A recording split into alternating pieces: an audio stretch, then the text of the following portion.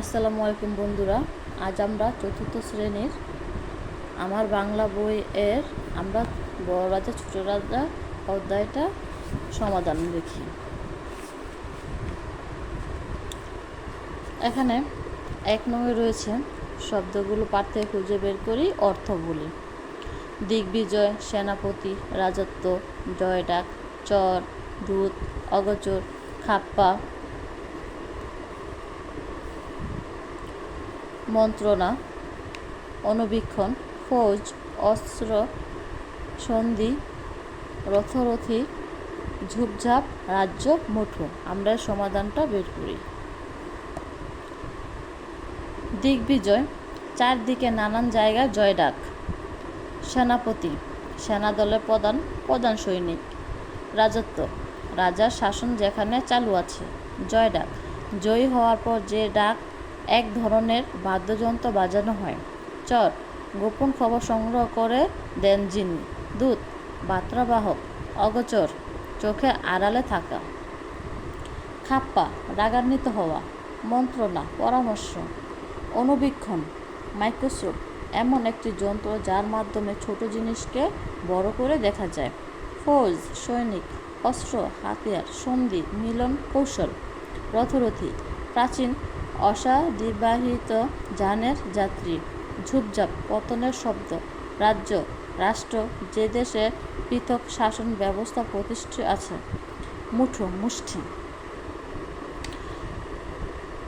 দ্বিতীয় রয়েছে ঘরের ভিতর শব্দগুলো খালি জায়গায় বসিয়া বাক্য তৈরি করি। ফাপড়ে, অনত্র, আন্দাজ, জয়ডাক, দিগ্বিজয়, রাজসিংহাসন। ক, সমস্ত ছোট রাজ্যে জয় করে রাজা সিংহাসনে বসলেন। খ, রাজার খামখেয়ালিতে মন্ত্রী ফাপড়ে পড়লেন। গ, রাজা দিগ্বিজয় করে এসেছেন। ঘ, শিকারের খোঁজে রাজা অন্যত্র যাচ্ছেন। রাজ্য জয়ের আনন্দে চারদিকে জয়ডাক বাজছে। রাজা আন্দাজ করলেন ছোট রাজা পালিয়ে যেতে পারেন।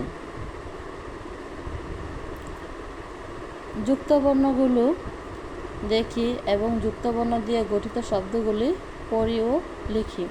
মস্ত, শয়ত, সযুক্ত, আস্ত, গোস্ত।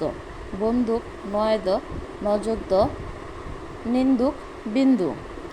রাজ্য, জফলা, যোগ জফলা, তাজ্য, ভাজ্য। ক্রমে, কয়রফলা, ক যোগ রফলা। চক্র, বক্র। খাপ্পা, পয়প, প যোগ প। ধাপ্পা, বেখাপ্পা। 4 নঙে বাক্য রচনা করি। রাজ্য, চর, রথ, মুঠো, রাজসিংহাসন। রাজ্য, রাজা তার রাজ্য হারালেন। চর এসে রাজাকে সুসংবাদ দিলেন। রথ, বড় রাজা রথে চড়ে বাড়ি এলেন। মুঠো, বড় রাজা হাত তুলে দেখলেন মুঠো খালি।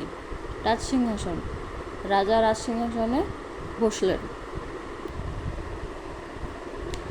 বাম পাশের বাক্যাংশের সাথে ডান পাশের ঠিক বাক্যাংশে মিলিয়ে পড়ি ও লিখি। বড় রাজা আর ছোট রাজা, ক্রমে ক্রমে মস্ত বড় এই পৃথিবী। ছোট শহর এতটাই ছোট যে বড় রাজার আঙুল ফুলে বড় বড় অস্ত্র। আমরা এর সাথে বাম সাথেগুলো আমরা মিলিয়ে নেই। বড় রাজা আর ছোট রাজা দিগ্বিজয় করতে চাইলেন। ক্রমে ক্রমে মস্ত বড় এই পৃথিবী বড় জিনিসকে লক্ষ্য করে। ছোট শহর এতটাই ছোট যে সেখানে হাতি চলে না, ঘোড়াও চলে না। বড় রাজা আঙুল ফুলে ঢোল হয়ে গেল। বড় বড় অস্ত্র বড় রাজা জয় করে ফেললেন। একই শব্দের ভিন্ন অর্থ শিখি এবং বাক্য তৈরি করি। চর দুধ, চর নদীর চর, চলা পায়ে হাঁটা, চলা চালিত হওয়া। 7 প্রশ্নগুলো উত্তর বলিও লিখি। ক বড় রাজা কিভাবে রাজ্য জয় করতে বের হলেন? খ বড় রাজা ছোট রাজার উপর রেগে গেলেন কেন? গ বড় রাজা কেন ছোট রাজ্যকে জয় করতে পারলেন না?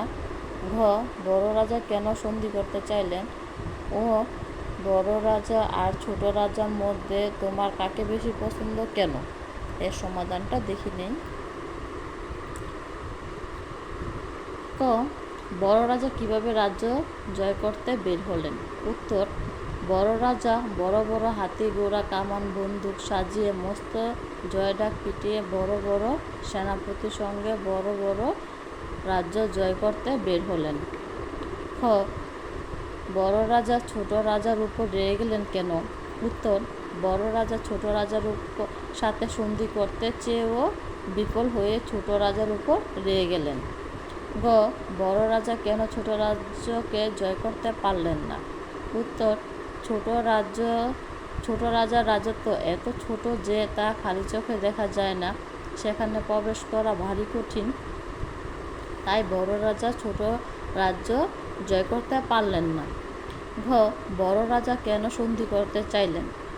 উত্তর যুদ্ধে বড় রাজা ছোট রাজার সাথে কোনো মতে পেরিয়ে উঠছিলেন না, তাই ছোট রাজার সঙ্গে সন্ধি করতে চাইলেন। ও বড় রাজা আর ছোট রাজার মধ্যে তোমার কাকে বেশি পছন্দ কেন? উত্তর আমার কাছে বেশি পছন্দ হচ্ছে ছোট রাজা, কারণ তিনি ছোট রাজ্য নিয়েই সুখী। তিনি বুদ্ধিমান এবং অল্পতেই তুষ্ট। 8 নং অল্প কথায় গল্পটা বলি। অল্প কথা গল্পটা বলি বস্তু সংক্ষেপে, এটা আমরা নিজে নিজে আলোচনা করে নিতে পারি। 9 নং কর্ম অনুশীলন। ক শক্তির চেয়ে বুদ্ধির জোর বেশি বিষয়টি নিয়ে শিক্ষকের সহায়তা বিতর্ক প্রতিযোগিতা অনুষ্ঠান করি। খ বড় রাজা এবং ছোট রাজার ভূমিকা অভিনয় করে দেখাই। ক শক্তির চেয়ে বুদ্ধির জোর বেশি বিষয়টি নিয়ে শিক্ষকের সহায়তা বিতর্ক প্রতিযোগিতায় অংশগ্রহণ করি। উত্তর শিক্ষকের সহায়তায় শ্রেণীকক্ষে নিজেরা বিতর্ক অনুষ্ঠান করব। খ উত্তর হলো শিক্ষকের সহায়তা শ্রেণীকক্ষে নিজেরা অভিনয় করে দেখাবো।